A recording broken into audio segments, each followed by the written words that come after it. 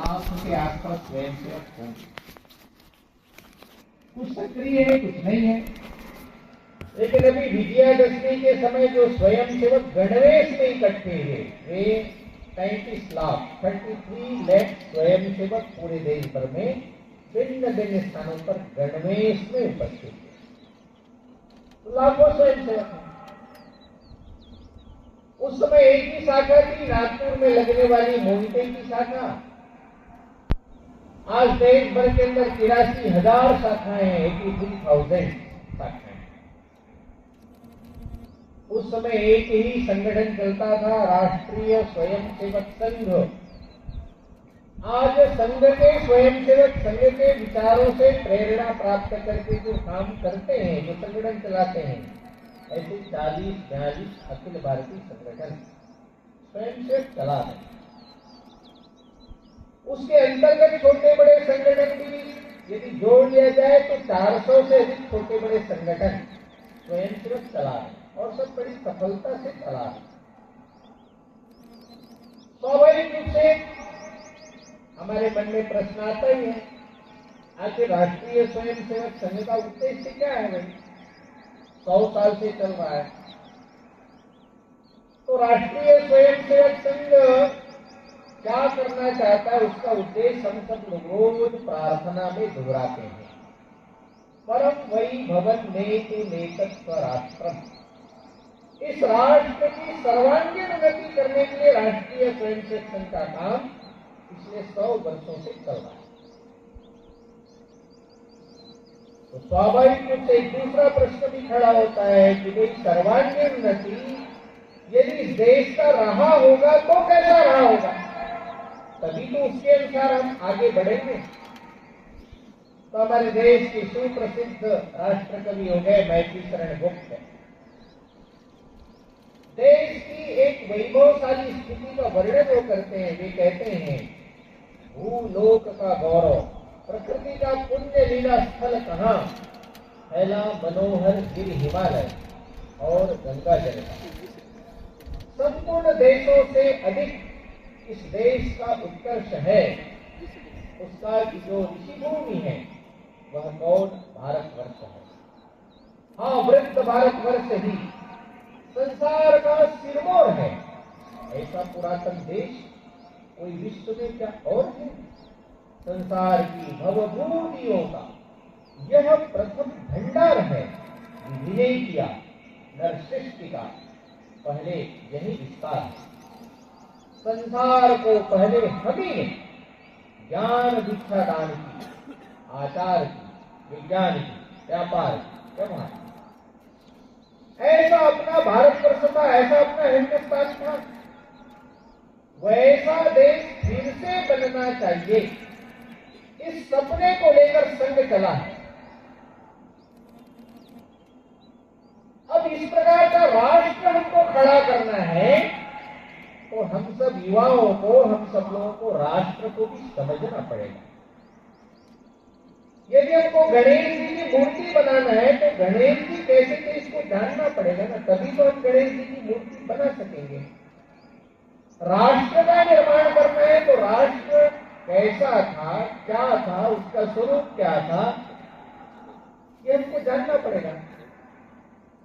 तो भारतवर्ष जो है वो राष्ट्र किसी ने बनाया नहीं है। जो अंग्रेजों की साजिश थी कि भारत एक राष्ट्र बन रहा है, India is a making the nation, गलत है। भारत सदियों से, प्राचीन काल से, परंपरा से पुरातन और सनातन राष्ट्र रहा है और एक राष्ट्र रहा है। वेदों को सबसे दुनिया का प्राचीन ग्रंथ मानते वैदिक काल से ये राष्ट्र रहा है।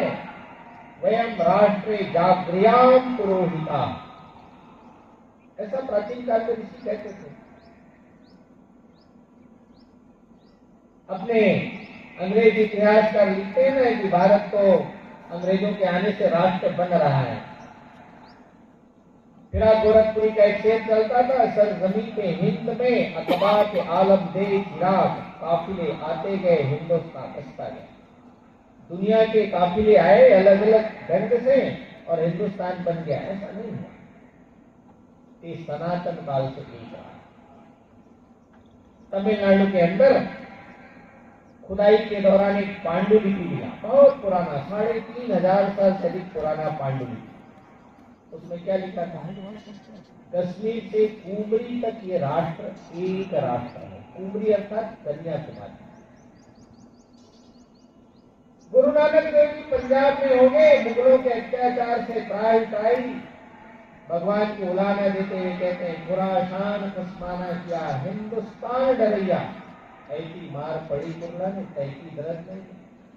पंजाब की बात नहीं की गुरु नानक देव जी ने, हिंदुस्तान की बात। अभी आसाम जाकर आया, आसाम में जगह जगह नाम घर हैं।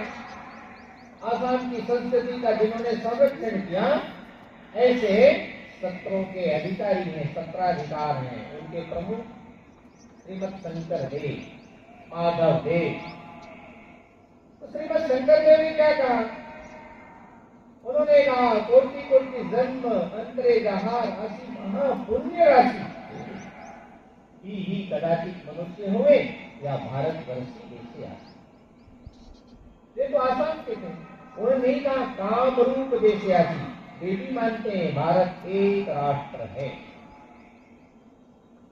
गुजरात के अंदर नरसिंह मेहता हो गए, भक्ति से विभोर होकर के कहते हैं, भरत खंड भूतल में जड़ में जिन्हें गुणगण गायो रे, धन धन एनी माता पिता ने धन धन एनी पाए।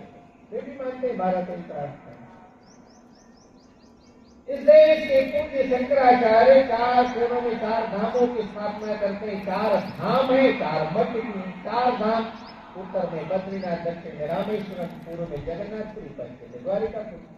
हम सब तीर्थाटन करने के लिए जाते हैं। बद्रीनाथ में जाते हैं तो भगवान विष्णु की पूजा, भगवान विष्णु का निवास कहाँ है? एकदम क्षीर सागर समुद्र में, उसकी पूजा उत्तर।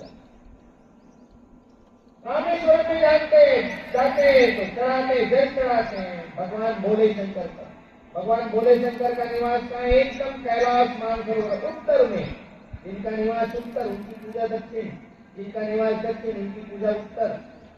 उत्तर को दक्षिण, दक्षिण को उत्तर, पूर्व से पश्चिम, पश्चिम को पूर्व से जोड़ने की पद्धति हमारे यहाँ इन धामों के माध्यम से हुआ।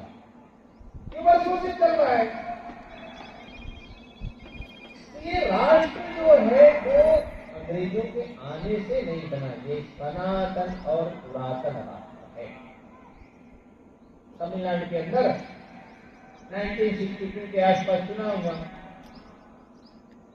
तो चुनाव हुआ तो वहां के मुख्यमंत्री बने। तमिलनाडु में जो पार्टी चलती है उसके मुख्यमंत्री, तो मुख्यमंत्री जो थे वो भी संघ के विचारों से नहीं, अंधाधुराई। वो क्या कहते हैं, 62 में जब चाइना ने हमला किया तो कहते हैं हिमालय पर हमला हुआ है, तो वो हमला तमिलनाडु पर हमला है, अलग नहीं। तो अंधाधुराई विचारों से तो मतभिन्नता रखते थे, किंतु वे भी मानते हैं भारत यानी एक राष्ट्र है। हिमालय और कन्याकुमारी अलग अलग नहीं है, हिमालय और तमिलनाडु अलग नहीं है, एक राष्ट्र है। रजनीपाल में दत्त 1937 में किताब लिखते हैं, उसका अनुवाद बाद में हुआ है, 72-73 में आसपास हुआ है। उसमें वो क्या लिखते हैं, अंग्रेजों को ये नहीं समझना चाहिए कि उनके आने के कारण भारत की प्रगति हुई है। यदि अंग्रेज नहीं भी आते तो भी हम वेदों के आधार पर भारत का पुनर्निर्माण कर रहे। साम्यवादी है, किंतु वे भी मानते हैं भारत एक राष्ट्र है। सबका निष्कर्ष एक है, ये सनातन और पुरातन राष्ट्र एक राष्ट्र है। आप देश लेकर कहीं भी जाएंगे, सब जगह ध्यान में आता है, मूल बात एक ही है। रास्ता में जा रहे हैं, बिल्ली ने रास्ता काट दिया, क्या करता है चालक? गाड़ी रोक देता है, दूसरी गाड़ी को जाने देता है, या पीछे से घुमा करके लेकर के जाता है। ये जम्मू कश्मीर में भी है, ये कन्याकुमारी में भी है, उड़ीसा के भुवनेश्वर में भी है, कांटाबाजी में भी, सब जगह है, सारे देश भर में। घर से निकला, गाय के बछड़े को दूध पीते हुए देखते हैं तो क्या कहते हैं? आज का दिन शुभ है। ये केवल यहाँ जबलपुर में होता है ऐसा नहीं, सारे देश भर में सब जगह है।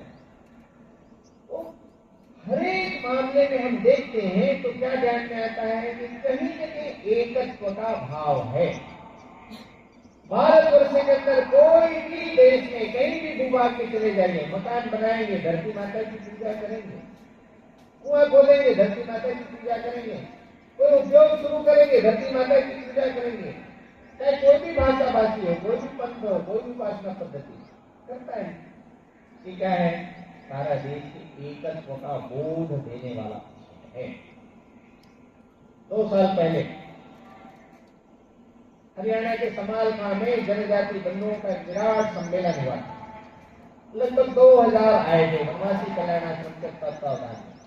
एक कार्यक्रम हुआ, 70 प्रकार की पूजा पद्धतियों का डिमॉन्स्ट्रेशन हुआ। एक बड़े ऐसे मैदान में अलग अलग पूजा पंडाल बने थे। 70 देश भर के अलग अलग प्रांतों के पूजा पद्धतियों का प्रदर्शन था।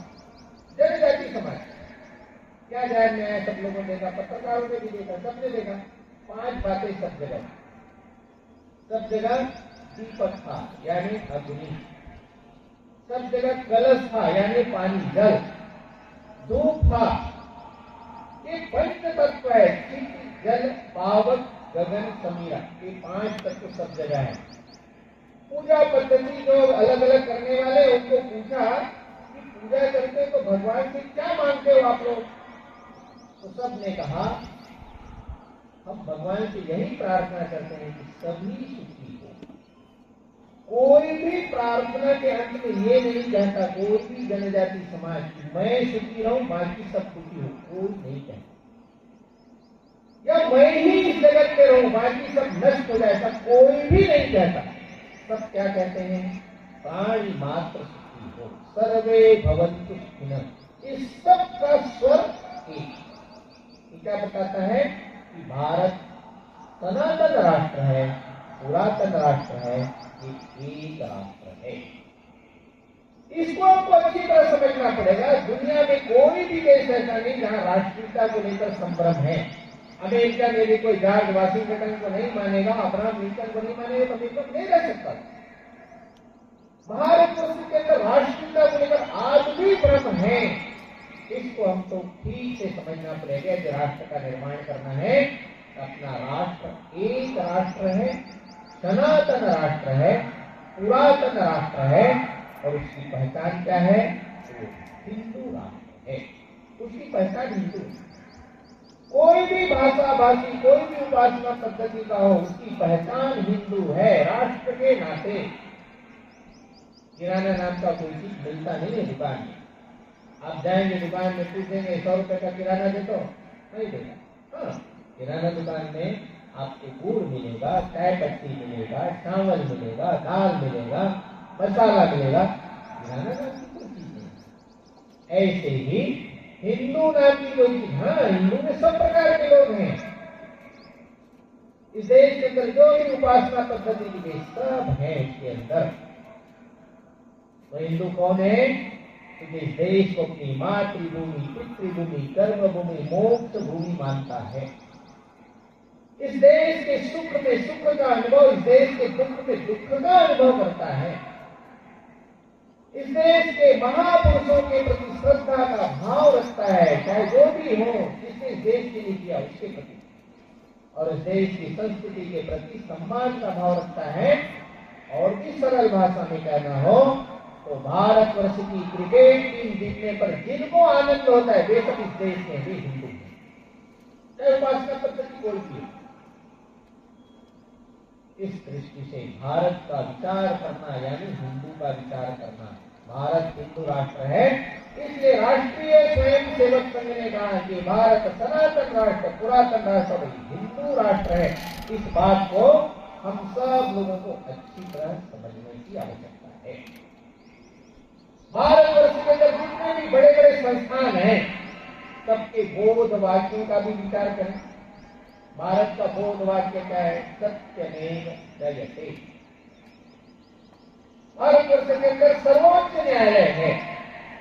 वहां ऊपर क्या लिखा हुआ है न्यायाधीश के ऊपर, यतो धर्म ततो जयः, जहां धर्म वही है। इस देश के अंदर संसद है, संसद में 5 आदमी चुन करके बैठते हैं, तो वहां क्या लिखा है धर्म चक्र प्रवर्तनाय। इस देश के अंदर राज्यसभा भी है, इंटेलेक्चुअल्स लोगों को, विशेष विषय विशेषज्ञों को भेजते हैं 6 साल के लिए राज्यसभा। वहां क्या लिखा है सत्यम वद धर्मम चर। इस देश के अंदर भारतवर्ष की सुरक्षा व्यवस्था के लिए थल सेना है, 16,500 किलोमीटर जमीनी सीमाएं हैं। थल सेना में कोई भी विदेशी आक्रांता ना आ सके, इसलिए थल सेना। थल सेना का बोध वाक्य क्या है सेवा अस्माकम धर्मः। 9,700 किलोमीटर समुद्री सीमाएं हैं, समुद्री सीमा भी सुरक्षित रहना चाहिए, इसलिए जल सेना। जल सेना का बोध वाक्य क्या है सन्नो वरुणः। हवाई मार्ग से भी कोई हमला ना हो सके, हवाई मार्ग से भी सुरक्षित न हो, इसलिए वायुसेना है। तो वायुसेना का बोध वाक्य क्या है नभ सदृशम प्रदीप्तम। इस देश में एनसीईआरटी को दिशा देने वाली शिक्षा विभाग है, उसका है विद्याया अमृत मश्नुते। आईएएस को तैयार करने वाले एकेडमी है, उसका बोध वाक्य क्या है योग धर्मसु कौशलम।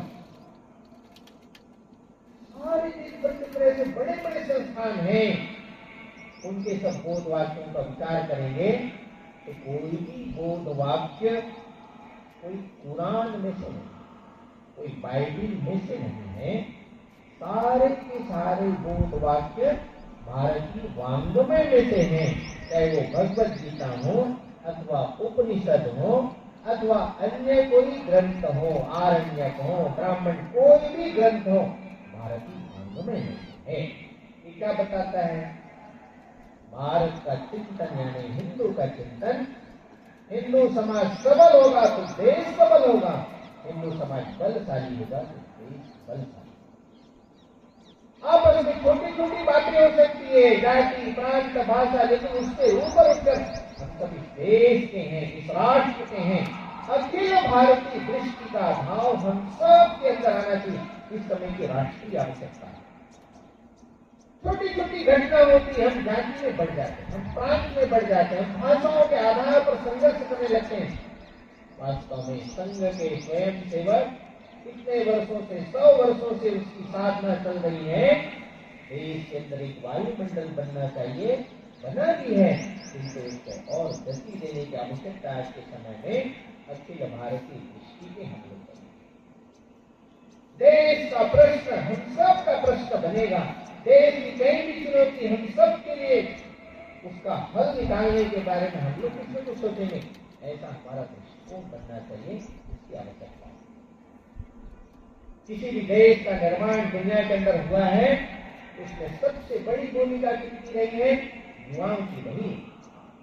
राष्ट्र निर्माण में सबसे बड़ी भूमिका युवा शक्ति। इसका अर्थ ये नहीं कि बाकी लोगों की भूमिका नहीं, लेकिन सर्वाधिक भूमिका यदि किसी के है तो युवाओं की है। 1857 का स्वतंत्र समर हम देखते हैं तो बाबू कुंवर सिंह और कुछ 2-4 महत्व के लोगों को छोड़ दिया जाए तो सारे उस समय भाग लेने वाले हजारों लोग हुआ। स्वतंत्र समर में हम देखते हैं तो जो फांसी के फंदे पर झूले, अंग्रेजों से लोहानिया, चाहे वो खुदीराम बोस हो, भगत सिंह हो, चंद्रशेखर हो, राम प्रसाद बिस्मिल हो, बटुकेश्वर दत्त हो, हजारों नाम है। अंडमान की कालकोठरी में जाएंगे तो क्रांतिकारियों के नाम है, एक पूरी लिस्ट है। ये सब क्या थे? सब युवा। 1975 में आपातकाल लग गया, देश में लोकतंत्र पूरी तरह से खत्म हो चुका था। ऐसे समय लोकतंत्र की पुनर्प्रतिष्ठा होनी चाहिए। बाबू जयप्रकाश नारायण के नेतृत्व में आंदोलन चला, उसमें भाग लेने वाले कौन थे? अधिकतर युवा ही लोग थे जो जेल गए। 1 महीना 2 महीने 18 महीने जेलों के अंदर रहे। तो किसी भी राष्ट्र के निर्माण में कोई बड़ा बदल करना है तो इसमें बहुत बड़ी भूमिका युवाओं की होती है। लेकिन युवा कौन होते हैं? आयु से नहीं होते, 25 साल का हो गया तो युवा हो गया और 60 साल का हो गया तो युवा नहीं, ऐसा नहीं होता। तो युवा मानस जिसका होता है वो युवा है, जो रिस्क लेता है, टैलेंट को स्वीकार करता है, ऐसा जिसका मन है वो युवा है। विंस्टन चर्चिल, उसकी आयु बहुत थी। जब द्वितीय विश्व युद्ध का समय हुआ तो सीमा के सामने जाकर के सेना के साथ कंधा से कंधा मिलाकर खड़ा था। उनके सेनाधिकारी ने कहा, सर आप चले जाइए, कहीं भी गोला बारूद गिर सकता है। चर्चिल का उत्तर था, चिंता मत करो, चर्चिल जवान है, आयु से नहीं है, मन से है। युवक हार जाते हैं लेकिन यौवन कभी न हारा। एक निमिष की बात नहीं है, सिर्फ संघर्ष हमारा। पृथ्वीराज की आंखें जाती, स्वप्न उनके जाते, भर जाते हैं भाव, दाव पर सदा अमिट रह जाते।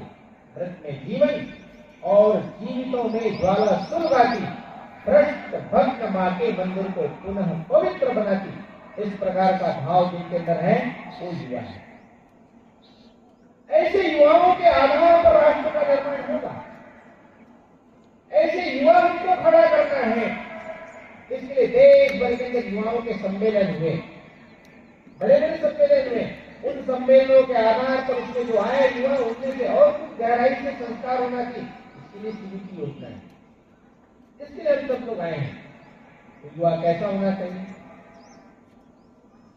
तो पहली बात, उसके अंदर व्यक्तिगत चारित्र और राष्ट्रीय चारित्र दोनों ही प्रमुख रूप से पक्का होना चाहिए, तब वो देश के लिए उपयोगी होगा। व्यक्तिगत चारित्र भी अच्छा होना चाहिए। हम कहते हैं धन खो गया तो कुछ नहीं खोया, स्वास्थ्य खो गया तो कुछ खो गया, और चरित्र खो गया तो सब कुछ खो गया। If wealth is lost, nothing is lost. If health is lost, something is lost. And if the character is lost, everything is lost. कहते हैं तो व्यक्तिगत चारित्र अच्छा होना चाहिए, और केवल व्यक्तिगत चारित्र अच्छा होने से काम नहीं चलेगा, तो राष्ट्रीय चारित्र भी अच्छा होगा। जयचंद व्यक्तिगत रूप से बहुत अच्छा था, भगवान शंकर का भक्त था, किंतु पृथ्वीराज चौहान के साथ कुछ आपस के कुछ ईगोस टकराए, इसके कारण उनको लगा कि नहीं, मेरा अपमान हुआ, मेरा तिरस्कार हुआ। उन्होंने मोहम्मद गोरी को पृथ्वीराज चौहान पर हमला करने। व्यक्तिगत चारित्र था, किंतु राष्ट्रीय चारित्र उचित नहीं। मिर्जा राजा जय सिंह एक तरफ छत्रपति शिवाजी महाराज हिंदू पथ पाशाही के लिए संघर्ष कर रहे हैं, दूसरे तरफ मिर्जा राजा जय सिंह क्या कर रहे हैं? तो काशी विश्वनाथ में औरंगजेब के सब प्रकार से सफलता की कामना करने लगा। ये राष्ट्रीय चारित्र नहीं, व्यक्तिगत चारित्र भी अच्छा चाहिए, राष्ट्रीय चारित्र भी अच्छा होना चाहिए। संघ के इन 100 वर्षों की यात्रा के परिणाम स्वरूप लाखों लोग ऐसे खड़े हुए हैं जिनके मन में आया नेशन फर्स्ट, राष्ट्र स्वरूप। ऐसे हजारों उदाहरण बताए जा सकते हैं, उसके लिए अभी समय नहीं। गोपीचंद पुलेला बहुत बड़े बैडमिंटन के खिलाड़ी हो गए देश के, विश्व चैंपियन। जब वो जीत करके आए मुंबई के अंदर, तो बहुत लोग उनके स्वागत के लिए गए। बड़े बड़े लोग गए, पेप्सी और कोका कोला की मालिक की गए। उन्होंने कहा गोपीचंद को, गोपीचंद हम आपको अपनी कंपनी का ब्रांड एम्बेसडर बनाएंगे, आओगे? गोपीचंद ने कहा मैं आपकी कंपनी का ब्रांड एम्बेसडर तो भाई कतई नहीं बनेगा। तो भाई क्या बात है, करोड़ों रुपए मिलेंगे, नाम होगा, यश होगा, कीर्ति होगी। उन्होंने कहा तुम लोग पेय पदार्थ के नाम पर जहर बेचते हो, समाज का स्वास्थ्य खराब करते हो, मैं तुम्हारी कंपनी का ब्रांड एम्बेसडर नहीं हूं। पेप्सी कोका कोला के मालिक ने क्या कहा, जानते हो गोपीचंद, तुमको कोई जानेगा नहीं, तुमको कोई पूछेगा नहीं, जमीन के अंदर धस जाओगे। गोपीचंद ने कहा मुझे उसकी कोई परवाह नहीं है, लेकिन मैं आपकी कंपनी का ब्रांड एम्बेसडर नहीं बनूंगा। वे नहीं बने, और आकर के अपने स्थान पर उन्होंने एक बैडमिंटन का कोचिंग इंस्टीट्यूट शुरू करते हैं, उसमें से पीवी सिंधु और साइना नेहवाल जैसे प्रसिद्ध बैडमिंटन के खिलाड़ी तैयार करते हैं। ये है राष्ट्रीय चरित्र। ऐसे राष्ट्रीय चरित्र से युक्त लोग चाहिए, व्यक्तिगत चरित्र भी चाहिए, राष्ट्रीय चरित्र भी चाहिए। राष्ट्र के विषय में हम कोई समझौता नहीं करेंगे। नेशन फर्स्ट, राष्ट्र सर्वोपरि का भाव, इसकी आवश्यकता है। दूसरा क्या चाहिए? तरुणों के अंदर केवल शिक्षित होना पर्याप्त नहीं, संस्कारित भी होना चाहिए। आज बड़े बड़े घोटाले करने वाले लोग, बड़े बड़े भ्रष्टाचार करने वाले लोग, आतंकवाद की राह पर चलने वाले लोग कोई अनपढ़ लोग नहीं हैं, बड़े शिक्षित लोग हैं। शिक्षित व्यक्तियों में से अच्छे इंजीनियर, डॉक्टर भी बन सकते हैं, लेकिन शिक्षित व्यक्ति बड़े बड़े गलत काम भी करने वाला बन जाता है यदि संस्कार नहीं। तरुणों के अंदर संस्कार भी चाहिए, शिक्षा के साथ साथ संस्कार का होना आवश्यक है। भारत का मन तरुणों के अंदर होना चाहिए, भारत की दृष्टि तरुणों के अंदर होना चाहिए, भारत की स्थिति को लेकर के हम सब लोगों को आगे बढ़ने वाला होना चाहिए। ऐसे संस्कार चाहिए। रालेगण सिंधी आदर्श गांव के नाम से प्रसिद्ध है, हम सब जानते हैं। अन्ना हजारे का गांव, हजारों लोग जाते हैं, कभी कई बार वहां पर प्रशिक्षण वर्ग हुए ग्राम विकास के। रालेगण सिंधी में एक साम्यवादियों का समूह वहां पर दर्शन करने के गया। देखने के बाद वो वापस एक कमरे में बैठते हैं। अन्ना हजारे जी को कहते हैं, अन्ना जी सब तो देखा, लेकिन मंदिर बनाया आपने, मंदिर में खर्चा तो बहुत हो गया होगा, ये मंदिर नहीं बनाते तो इसका पैसा अन्य कामों में लग जाता।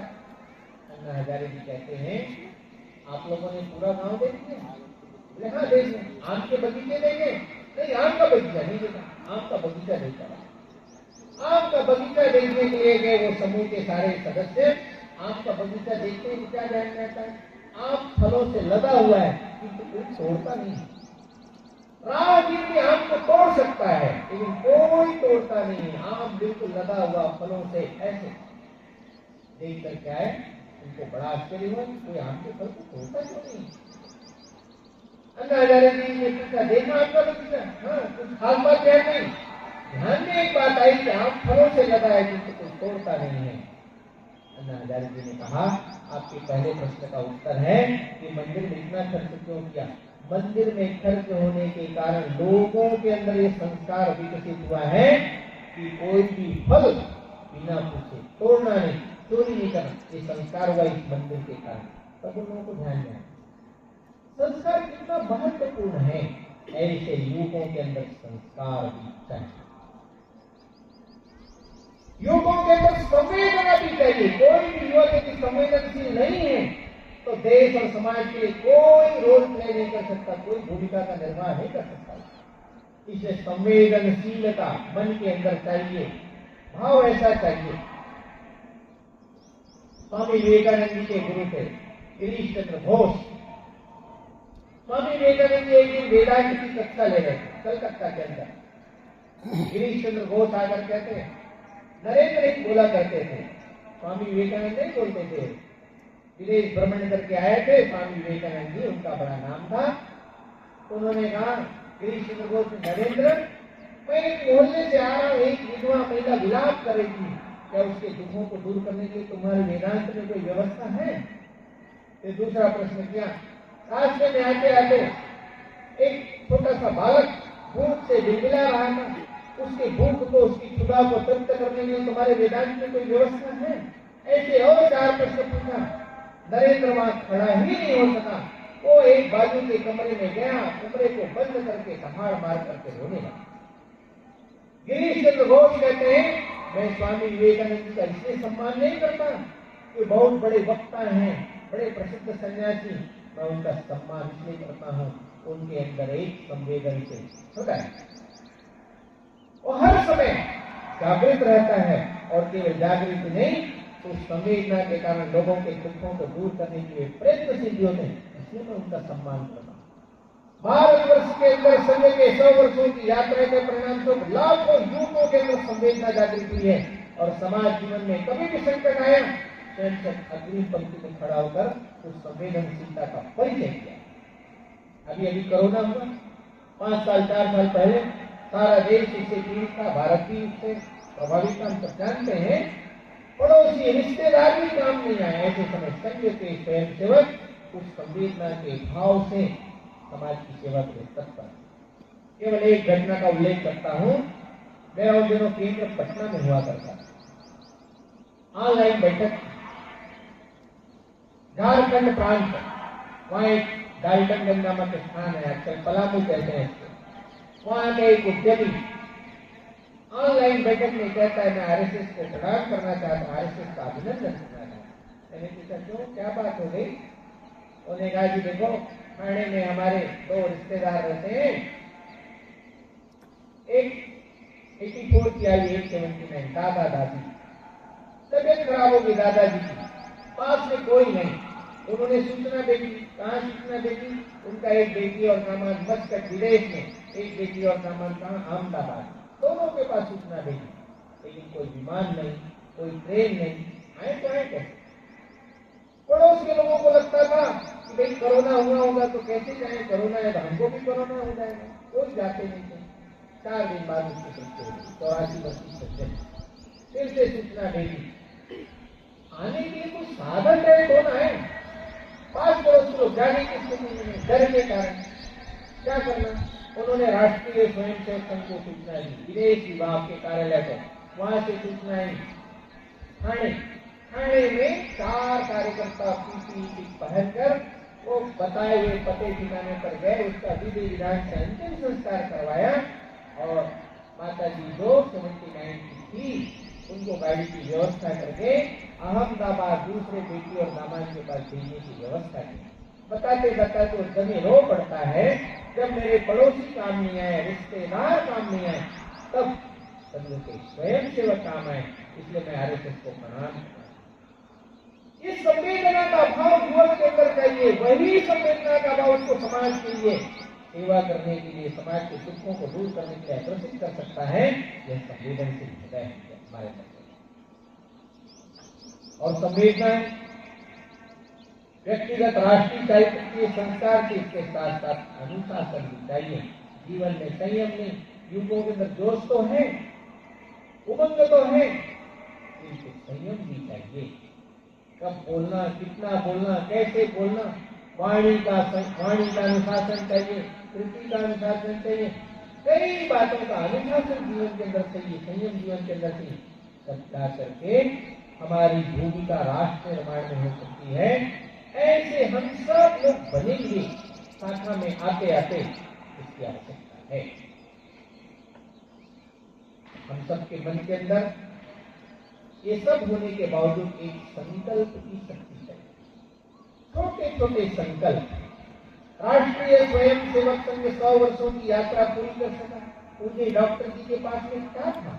कुछ भी तो नहीं था, न धन, न संपत्ति, बड़ा भवन महल, कुछ भी नहीं, गाड़ी घोड़ा नहीं, केवल उनके पास की संकल्प की शक्ति और परिश्रम की पराकाष्ठा। संकल्प की शक्ति, उन्होंने संकल्प किया कि हिंदू समाज संगठित होना चाहिए और ये काम आवश्यक है, कोई नहीं करता है तो मैं शुरू करता हूँ। सब लोग उसकी उपेक्षा किए, उपहास किए, विरोध की, आलोचना की, किंतु डॉक्टर जी रुके नहीं, थके नहीं, करते रहे और ऐसे लोगों को उन्होंने तैयार किया जो आगे उस धुरी को आगे ले जा। संकल्प चाहिए, संकल्प के अंदर अद्भुत शक्ति होती है, अद्भुत सामर्थ्य होता है। छोटा छोटा संकल्प हर तरुण के अंदर होना चाहिए।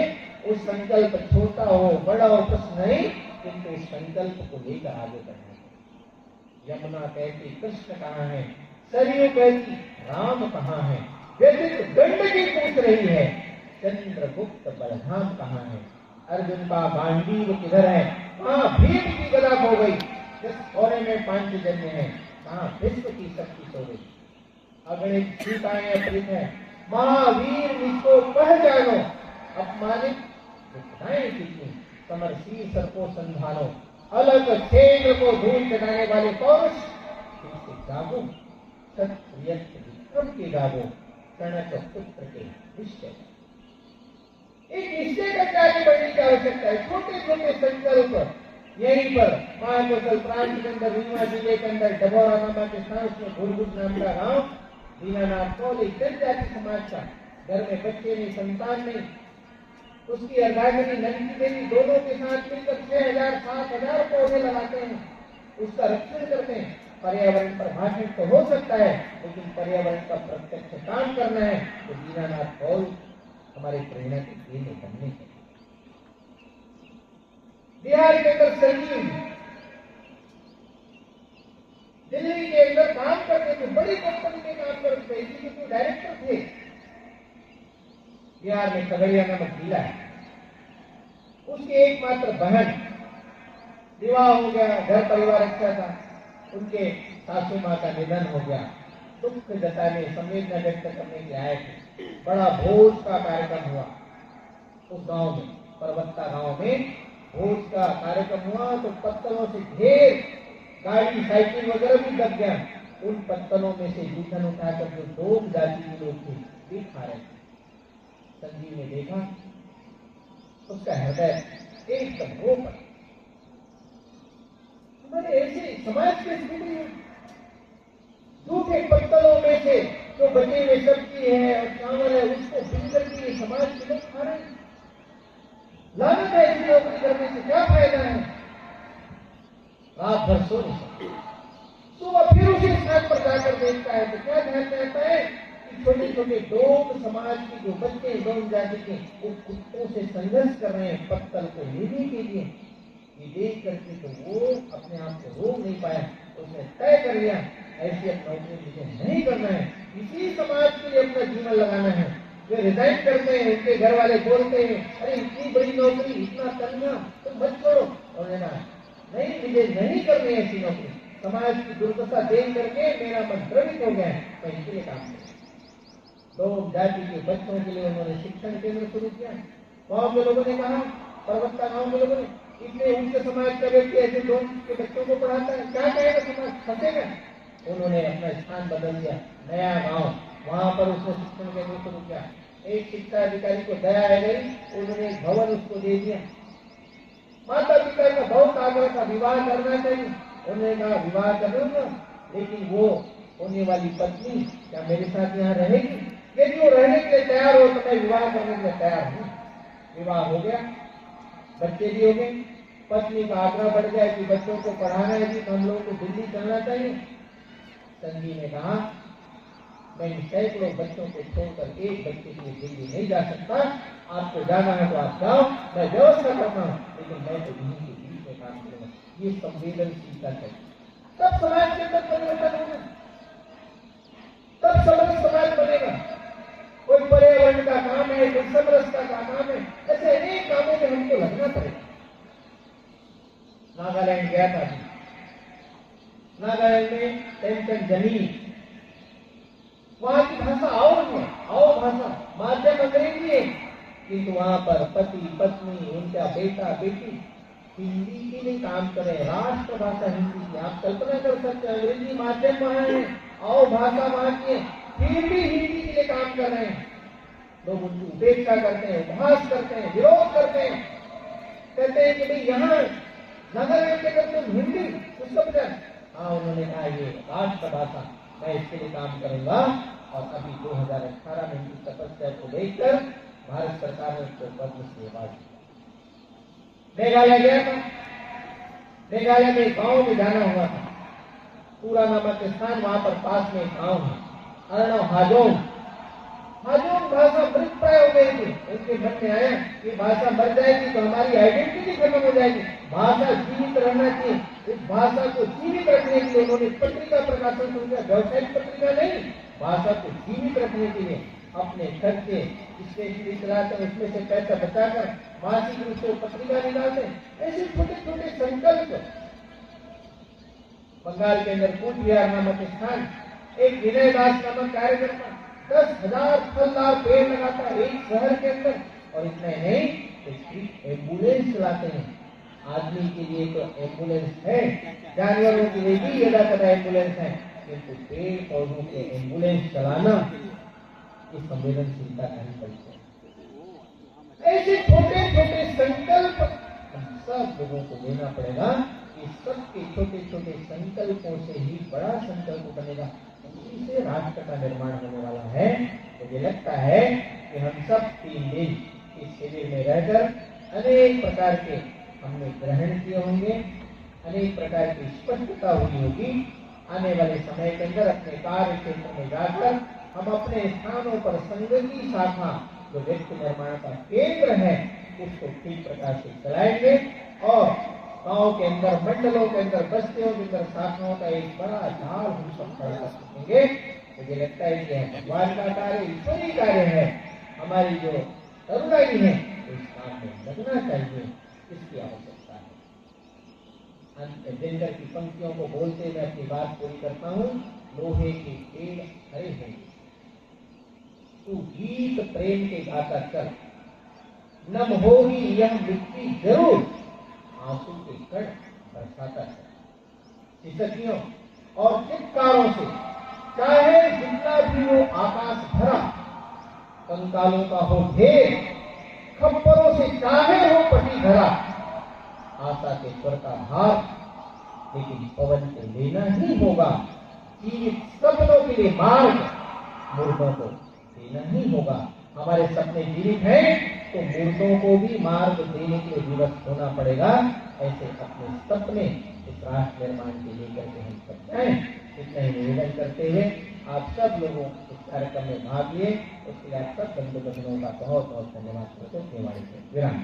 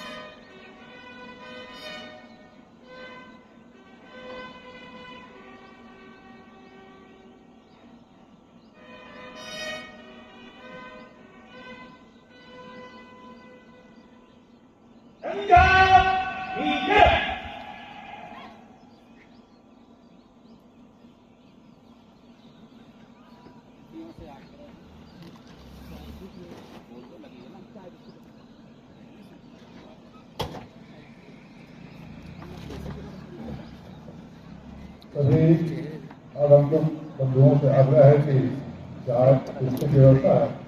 सभी आगंतुक बंधु चाय बिस्कुट लेके जाएंगे। नर्सिंग को जाने वाले छात्रों की बस तैयार है, कोई भी अपना सामान पैक करके और बाहर करके बस में बैठने की कृपा करेंगे।